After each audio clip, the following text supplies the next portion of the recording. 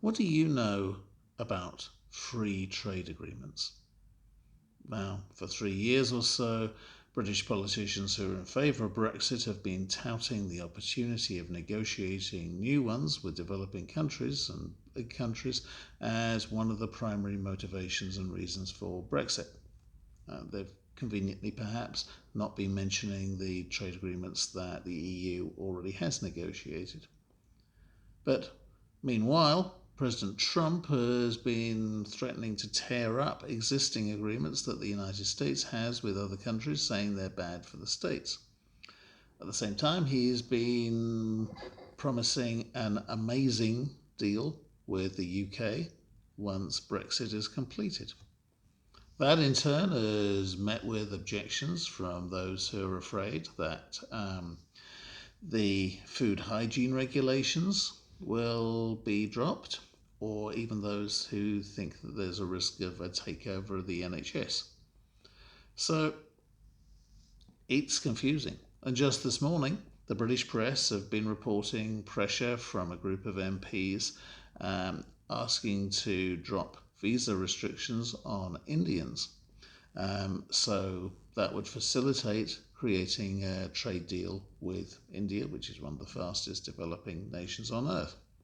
However, others remind us of previous British government commitments to reducing immigration. Well, of course, in Britain, we're also a week or so into a Conservative leadership contest, and the result of that will dictate our next Prime Minister and possibly our political direction.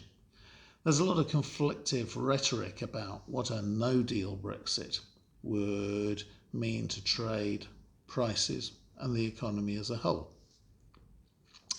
Everywhere in the world, people aspire to open borders. Other people protest against globalization. And environmental issues, also very much to the forefront of people's minds at the moment, they're actually very relevant to trade deals, although most of us can't easily see the link. Confused? Well, you should be. What's clear is that trade deals are complicated, usually take years, if not decades, to negotiate, and they're always intended to benefit both sides. Politicians keep citing them as a silver bullet, but never set out the whole picture. Nobody explains exactly what they are and what their benefits and drawbacks can be. So, over the next few weeks, we're going to dedicate our Growth Through International Expansion series of podcasts and articles to try to bring clarity to all aspects of free trade agreements. It's a very big topic, so it makes sense to divide it into several episodes. In part 1, later this week, we'll cover the theory, the different types of agreement that exist, and their advantages and disadvantages. Later in the series, we're going to examine the international background, for example, the World Trade Organization, WTO, and the General Agreement on Tariffs and Trade, usually called GATT, to see how those impact the whole situation.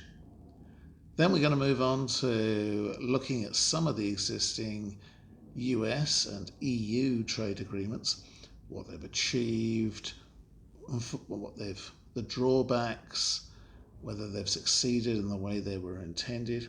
And finally, we're going to have an episode specifically looking at the UK post-Brexit situation, using what we've learnt to sort fact and from fiction and credibility from blind faith.